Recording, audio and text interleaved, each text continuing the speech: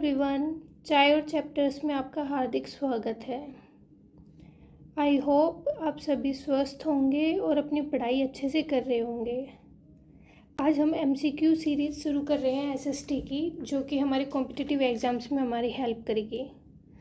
जो MCQ series है ये इसमें जो क्वेश्चंस लेके आऊँगी मैं वो डीएसएसबी के जनरल पेपर के जीके क्वेश्चंस होंगे, जो भी अभी रिसेंटली 2026 में आए हुए पेपर्स हैं उन सभी में से मैं आपके लिए सिलेक्ट करके लाऊंगी क्वेश्चंस।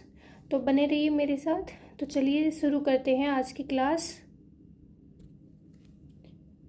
फर्स्ट क्वेश्चन है हमारा, किस राजवंश के पतन के बाद खिज़र खान ने दिल्ली पर कब्जा किया और दिल्ली सल्तनत का शासक बन गया। इसमें हमें बताना है कि कौन सा राजवंश था जिसके पतन के बाद खिज़र खान शासन में आया था, सत्ता संभाली थी उसने। तो इसका आंसर क्या होगा? तुगलक वंश। जो तुगलक वंश है इसके पतन के बाद खिज़र खान आया था। तो नेक्स्ट क्वेश्चन हमारा क्वेश्चन नंबर 2, कोई व्यक्ति जो राज्य विधानमंडल का सदस्य नहीं है उसे मंत्री नियुक्त किया जा सकता है, किंतु यदि वह अपनी नियुक्ति कितने महीने के भीतर राज्य विधानमंडल के लिए निर्वाचित नहीं होता तो वह अपने पद पर नहीं बना रह सकता।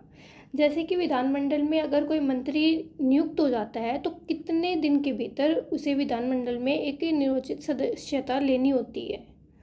तो इसका आंसर क्या होगा? इसका आंसर क्या होगा? 6 महीने।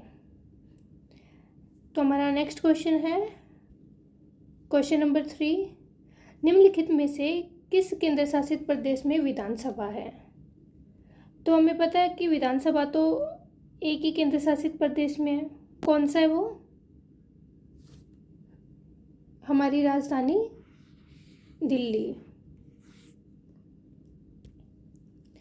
नेक्स्ट क्वेश्चन है क्वेश्चन नंबर 4, सोहरावर्दी संतों को चिश्ती संतों से अलग करने वाली विशिष्ट विशेषता क्या है? जो सोहरावर्दी और चिश्ती है दोनों संत थे, सूफी संत। तो इसमें बताना है कि ऐसी कौन सी विशेषता है जो दोनों में डिफरेंस क्रिएट करती है, जो दोनों एक दूसरे से अलग है। तो उसका आंसर क्या हो जाएगा? ऑप्शन नंबर 4, राज्य के साथ घनिष्ठ संबंध। जो सोहरावर्दी संत थे ये प्राइवेट प्रॉपर्टी में विश्वास रखते थे और जो भी राजनीति में जो भी सत्ता में होता था ये उनसे कॉन्टेक्ट्स रखते थे। लेकिन वहीं जो चिश्ती थे ये लोग कौन थे? सिंपल। जैसे संत होते हैं ना, नॉर्मली हम जो जानते हैं कि बिल्कुल सिंपल से भिक्षा लेते हैं, तो वही थे चिश्ती संत। ये भिक्षा मांगकर अपना गुजारा करते थे। और ये जो भी बड़े राजनीतिक दल होते थे या फिर जो भी सत्ता में होता था उनसे कोई भी कॉन्टेक्ट्स नहीं रखते थे, सिंपल जीवन जीते थे ये। तो नेक्स्ट क्वेश्चन है क्वेश्चन नंबर 5, 1907 में स्टुटगार्ट में आयोजित एक अंतर्राष्ट्रीय समाजवादी सम्मेलन में भारत के बाहर पहली बार वंदे मातरम शब्दों के साथ भारतीय तिरंगे ध्वज का प्रारंभिक संस्करण में किसने झंडा फहराया था? इस क्वेश्चन में बोला कि 1907 में कौन थे जिन्होंने स्टुटगार्ट जर्मनी में राष्ट्रीय ध्वज फहराया था? तो इसका आंसर क्या हो जाएगा? ये तो सभी जानते होंगे, मैडम बीकाजी कामा। तो नेक्स्ट क्वेश्चन है हमारा क्वेश्चन नंबर 6, सार्वजनिक संपत्ति को सुरक्षित रखना और हिंसा से दूर रहना कौन सा मौलिक कर्तव्य है? 3, 4, 9 या 5? कौन सा आएगा? 9। नेक्स्ट क्वेश्चन देखते हैं क्वेश्चन नंबर 7, जियाउद्दीन बर्नी ने उच्च पदों पर नाई और रसोइया जैसे गैर अभिजात वर्ग नियुक्त करने के लिए किस सुल्तान की आलोचना की थी? जियाउद्दीन बर्नी ने एक सुल्तान के बारे में लिखा था कि ये जो लोअर कास्ट के जो लोग होते थे उनको ऊंचे ऊंचे पदों पर नियुक्त करते हैं। तो ये किसके बारे में लिखा था?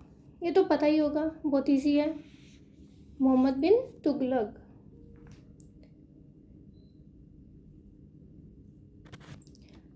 और यहाँ पर जो इल्तुतमिश है इसने इक्ता प्रणाली शुरू की थी और बलबन ने सिजदा।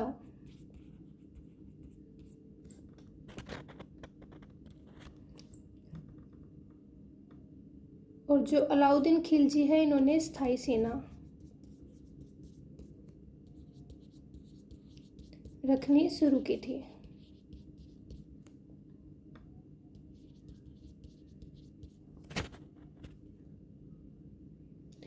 हमारा नेक्स्ट क्वेश्चन है क्वेश्चन नंबर 8। भारतीय नागरिकता से संबंधित कानून के बारे में निम्नलिखित में से कौन सा कथन सही है। तो नागरिकता से संबंधित क्वेश्चन है ये। इसमें स्टेटमेंट दी गई है। तो पहली स्टेटमेंट क्या कहती है, प्रत्येक व्यक्ति जो भारत का नागरिक है या समझा जाता है, संसद द्वारा बनाए गए किसी भी विधि के उपबंधों के अधीन ऐसा नागरिक बना रहेगा। सही बात है ये। तो यह स्टेटमेंट तो हमारी करेक्ट है। सेकंड स्टेटमेंट है, भारत के राष्ट्रपति को नागरिकता प्राप्त करने और समाप्त करने तथा नागरिकता से संबंधित अन्य सभी मामलों में के संबंध में कोई भी प्रावधान करने का अधिकार नहीं होगा। तो ये स्टेटमेंट हमारी गलत हो जाती है। तो इसका आंसर क्या आएगा, ओनली 1। तो सेकंड वाली स्टेटमेंट हमारी क्यों गलत है, क्योंकि यहाँ पर क्या बोल रखा है, राष्ट्रपति का काम थोड़ी ना होता है कि ये बताना नागरिकता किसे मिलेगी किसे नहीं मिलेगी, कैसे समाप्त होगी। ये सब राष्ट्रपति के काम नहीं होता, संसद करती है ये सभी। चलिए नेक्स्ट क्वेश्चन पर चलते हैं। Question number 9। लक्षद्वीप समूह निम्नलिखित में से किस तट के निकट है। तो ये आपको बताना है। उत्तरी सरकार, कन्नड़ का मैदान, मालाबार तट, कोरोमंडल तट। तो कौन सा आएगा, मालाबार तट। लक्षद्वीप मालाबार तट के पास स्थित है। क्वेश्चन नंबर 10 है, विधवा विवाह उत्तेजित मंडल, जो कि विधवा विवाह को प्रोत्साहन देने वाली एक समिति है, की स्थापना विष्णु परशुराम शास्त्री पंडित द्वारा किस वर्ष की गई थी। कब की गई थी भाई, 1865 में। Next question number 11। भारतीय स्वतंत्रता के दौरान भारत के विदेशी व्यापार की स्थिति कैसी थी। जब हमें स्वतंत्रता मिली तो हमारे विदेशी व्यापार की स्थिति कैसी थी, ट्रेड सरप्लस थी। ट्रेड सरप्लस में क्या होता है कि निर्यात ज़्यादा हो रहा है और आयात कम हो रहा है, मतलब दूसरे देश से हम सामान कम ले रहे हैं और हमारे देश से दूसरे देश में सामान ज़्यादा बेच रहे हैं। इसका अपोजिट क्या हो जाएगा, ये अपोजिट हो जाएगा इसका, ठीक है, ट्रेड डेफिसिट। बैलेंस ट्रेड क्या होती है, मतलब जितना जा रहा है उतना ही वापस आ रहा है।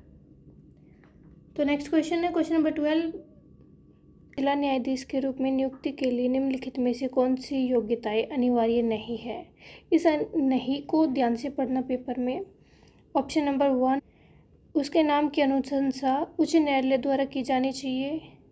नंबर 2, उसे पहले से ही किसी सरकारी सेवा में होना चाहिए। नंबर 3, उसे कम से कम 7 वर्षों का एक्सपीरियंस होना चाहिए। नंबर 4, उसे केंद्र या राज्य सरकार की किसी भी सेवा में नहीं होना चाहिए। तो इसका आंसर क्या होगा, ऑप्शन नंबर 2, उसे पहले से ही किसी सरकारी सेवा में नहीं होना चाहिए। ये भी किसी भी जज की योग्यता नहीं होती है। क्वेश्चन नंबर 13, निम्नलिखित में से कौन सा राज्य नेपाल के साथ अपनी सीमा साझा करता है। नेपाल के साथ कौन सा करेगा, मेघालय तो बिल्कुल नहीं करेगा, अरुणाचल प्रदेश के बीच में सिक्किम आ जाएगा, असम भी नहीं करेगा, तो कौन सा करेगा, पश्चिम बंगाल। क्वेश्चन नंबर 14, मौर्य साम्राज्य में नगर प्रशासन के बारे में निम्नलिखित में से कौन सा कथन सत्य है। ऑप्शन ए, नगर परिषद को 6 परिषदों या समितियों में विभाजित किया गया था। हाँ सही है ये तो। प्रत्येक समिति में 5 सदस्य थे, ये भी सही है। जन्म और मृत्यु के पंजीकरण के लिए एक अलग समिति थी, ये भी ठीक है। तो इसका आंसर क्या हो जाएगा, ऑप्शन नंबर 3। नेक्स्ट क्वेश्चन है क्वेश्चन नंबर 15, किस राज्य में जिला न्यायाधीशों की नियुक्ति संविधान के किस अनुच्छेद द्वारा शासित होती है। इसमें बताना है कि जिला न्यायाधीश की नियुक्ति कौन से अनुच्छेद के अकॉर्डिंग होती है। तो अनुच्छेद हो जाएगा हमारा अनुच्छेद 233। क्वेश्चन नंबर 16, भारत में माओवादियों क्वेश्चन नंबर 16, भारत में मोरिया विद्रोह कहाँ हुआ था, जो कि 1769 से 95 तक चला था। कहाँ हुआ था ये? असम में हुआ था। ये विद्रोह राजशाही के विरुद्ध किसानों द्वारा किया गया था 1769 में, अहोम जनजाति। क्वेश्चन नंबर 17, तेंदुलकर पद्धति के अनुसार 2011-12 में शहरी भारत में गरीबी रेखा को प्रति व्यक्ति कितने रुपए मासिक व्यय के आधार पर परिभाषित किया गया था? 2000 रुपये। क्वेश्चन नंबर 18, निम्नलिखित में से किसे उनकी वंशावली तिमूर से होने का कारण टिमुरिड्स भी कहा जाता है? तैमूर से कौन रिलेटेड था? खिलजी तो नहीं थे, सैयद भी नहीं था, बीजापुर वाले भी नहीं थे, तो मुगल के जो फादर साइड से थे वो कौन थे? तिमोरी तो थे वो लोग। और चंगेज़ खान कौन थे? मदर साइड से थे। क्वेश्चन नंबर 19, हरित क्रांति के संबंध में निम्नलिखित कथनों पर विचार करें, इनमें से कौन सा कथन सही नहीं है? हरित क्रांति के बारे में बताना है। कब शुरू हुई थी ये हरित क्रांति? 1966 में सभी राज्यों में शुरू की गई थी। ये कथन सत्य है? हरित क्रांति के परिणाम स्वरूप अंतर फसलें और अंतर क्षेत्रीय